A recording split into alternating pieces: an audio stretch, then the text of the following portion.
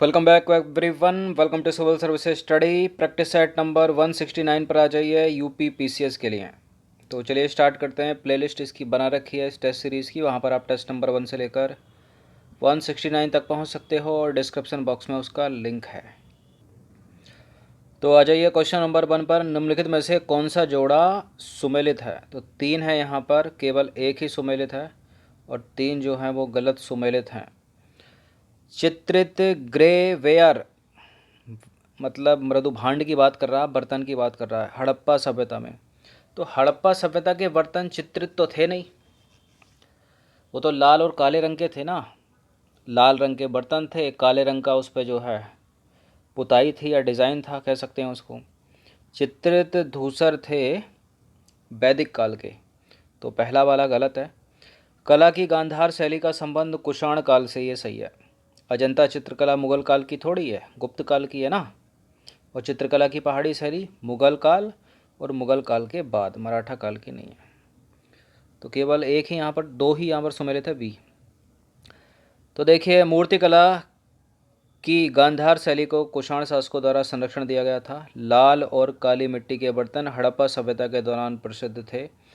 अजंता के चित्र गुप्त काल के दौरान बनाए गए थे। चित्रित धूसर रंग के बर्तन जो है वो वैदिक काल में थे, हड़प्पा में नहीं। पहाड़ी पेंटिंग मुगल काल और मुगल काल के बाद की है। प्रसिद्ध चित्रकला बनी ठनी किस शैली की है? बूंदी शैली, जयपुरी शैली, कांगड़ा शैली। किस शैली की है बनी ठनी? किशनगढ़ शैली। तो देखिए, चित्रकला बनी ठनी का संबंध है किशनगढ़ शैली से, राजस्थान की। क्वेश्चन नंबर 3 पर आ जाइए। मंगनियार कहलाने वाले लोगों का समुदाय किस लिए जाना जाता है? किस लिए जाना जाता है बताइए, क्या करते थे ये? शास्त्रीय गायन करते थे, संगीत परंपरा, युद्ध कला के लिए, या फिर पित्राडुरा परंपरा के लिए? पित्राडुरा परंपरा के लिए नहीं है, शास्त्रीय गायन के लिए, युद्ध कला के लिए भी नहीं, संगीत परंपरा के लिए। नॉर्थ वेस्ट उत्तर पश्चिम भारत में अपनी संगीत परंपरा के लिए जाने जाते थे मंगनियार। तो मंगनियार समुदाय जो है नॉर्थ वेस्ट इंडिया में अपनी संगीत परंपरा के लिए जाना जाता था, सीधे सीधे याद रखिएगा। ऋग्वैदिक काल में निष्क जो है एक आभूषण होता था। किस अंग का आभूषण था निष्क? कलाई का नहीं था, बाहु का नहीं था, कान का नहीं था, गले का आभूषण था।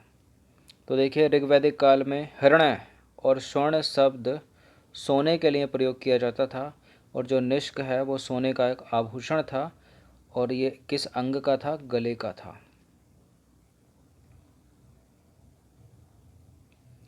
क्वेश्चन नंबर 5 है। निम्नलिखित में से किस देवता को कला के हल लिए प्रदर्शित किया गया है? कला में हल लिए प्रदर्शित किया गया है। किसको? बलराम को। तो बलराम को जो है कला में हल लिए प्रदर्शित किया गया है, और भगवान विष्णु के 10 अवतारों में बलराम भी जो है एक अवतार है। लुम्बिनी जो है गौतम बुद्ध का जन्म स्थान है, और इसका जो समर्थन है किसके एक अभिलेख से होता है? ये तो कई बार आपके सामने आया होगा प्रश्न। अशोक के अभिलेख से होता है। तो देखिए, अशोक बौद्ध धर्म के प्रवर्तक गौतम बुद्ध का जन्म जो है लुम्बिनी में हुआ था। मौर्य सम्राट अशोक के अभिलेख से इसकी पुष्टि होती है कि गौतम बुद्ध का जन्म लुम्बिनी में हुआ था। लुम्बिनी कहाँ पर है? नेपाल में। क्वेश्चन नंबर 7 पर आ जाइए। निम्नलिखित में से किसने गिरनार क्षेत्र में जल संसाधन व्यवस्था के लिए सबसे पहले पहल की थी? गिरनार क्षेत्र में जल संसाधन व्यवस्था के लिए सबसे पहले पहल करने वाला कौन था? चंद्रगुप्त मौर्य था। ठीक है। और गिरनार में जो झील थी उसका जीर्णोद्धार किसने कराया था? वो रुद्रदामन ने कराया था, याद रखिएगा। तो गिरनार क्षेत्र में जल संसाधन व्यवस्था के लिए सर्वप्रथम पहल करने वाला चंद्रगुप्त मौर्य था। इनमें से किस गुप्त राजा का एक अन्य नाम देवगुप्त था? देखिए, देवगुप्त, विक्रमादित्य, परम भागवत, विक्रमांक, ये सारे के सारे चंद्रगुप्त द्वितीय के ही नाम हैं। ऑप्शन नंबर बी है इसका आंसर। तो गुप्त राजा चंद्रगुप्त द्वितीय के अन्य नाम देवगुप्त, देवराज आदि मिलते हैं। चंद्रगुप्त द्वितीय के समय में गुप्त साम्राज्य अपने उत्कर्ष के चरम पर था।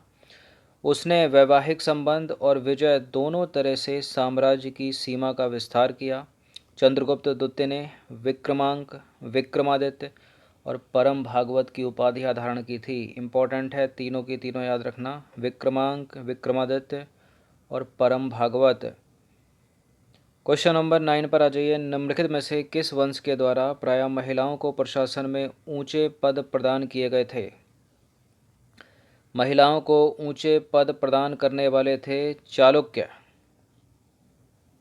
तो देखिए, गुजरात के चालुक्य अथवा इनको सोलंकी भी कहा जाता है, अग्निकुल से उत्पन्न राजपूतों में से एक थे। इस वंश का संस्थापक था मूलराज प्रथम। चालुक्य के शासनकाल में महिलाओं को उच्च पदों पर नियुक्त किया जाता था।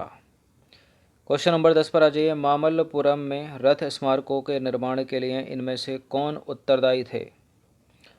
चालुक्य नहीं थे, पांड्य नहीं थे, चोल नहीं थे, पल्लव थे। Option number B. तो पल्लव वंश के शासकों ने कला के क्षेत्र में महत्वपूर्ण योगदान दिया। इस वंश के शासकों ने वास्तुकला को काष्ठ कला तथा कंदरा कला से मुक्त कराया और इनमें मामल्ल शैली का विकास जो है नरसिंह वर्मन प्रथम द्वारा किया गया, जिनमें मुख्यतः मंडपों अथवा रथों का निर्माण हुआ। क्वेश्चन नंबर 11 पर आ जाइए। दिल्ली का कौन सा सुल्तान मंगोल नेता चंगेज खां का समकालीन था? कौन था? रजिया सुल्तान के पिताश्री इल्तुतमिश। तो मंगोल नेता चंगेज खां भारत की उत्तर पश्चिम सीमा पर इल्तुतमिश के शासनकाल में आया था। जौनपुर शहर की स्थापना किसने की थी?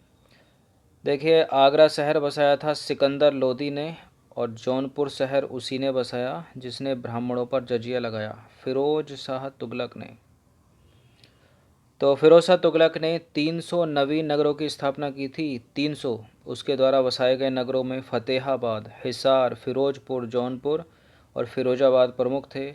जौनपुर की स्थापना फिरोज शाह तुगलक ने अपने चचेरे भाई जौना खां की स्मृति में की थी। और जौना खां कौन था? MBT, मोहम्मद बिन तुगलक। निम्नलिखित में से कौन सा स्थान गुरु नानक का जन्म स्थान है? तलवंडी, ननकाना, पाकिस्तान। तो गुरु नानक का जन्म हुआ था 15 अप्रैल 1469 को तलवंडी नामक गांव में हुआ था। और तलवंडी का आधुनिक नाम क्या है? ननकाना, और पाकिस्तान के शेखपुरा डिस्ट्रिक्ट में स्थित है ये।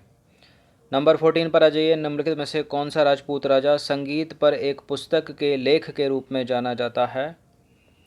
कौन सा है? मान सिंह नहीं है, पृथ्वीराज चौहान नहीं है, जयचंद गढ़वाल नहीं है, राणा कुंभा।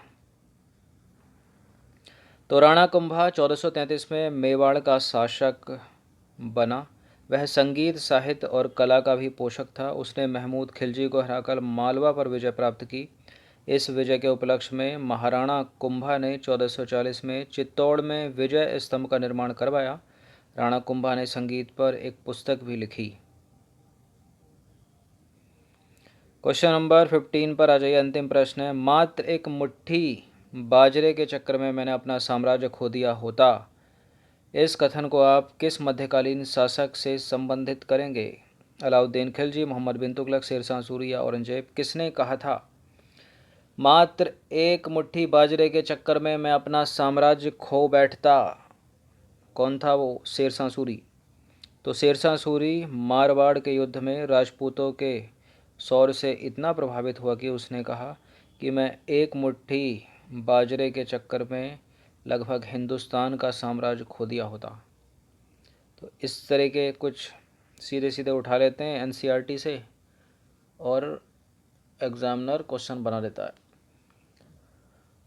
तो हिस्ट्री के ये प्रश्न, मध्यकालीन भारत का इतिहास, इनकी प्रैक्टिस एक बार कर लेना। धन्यवाद।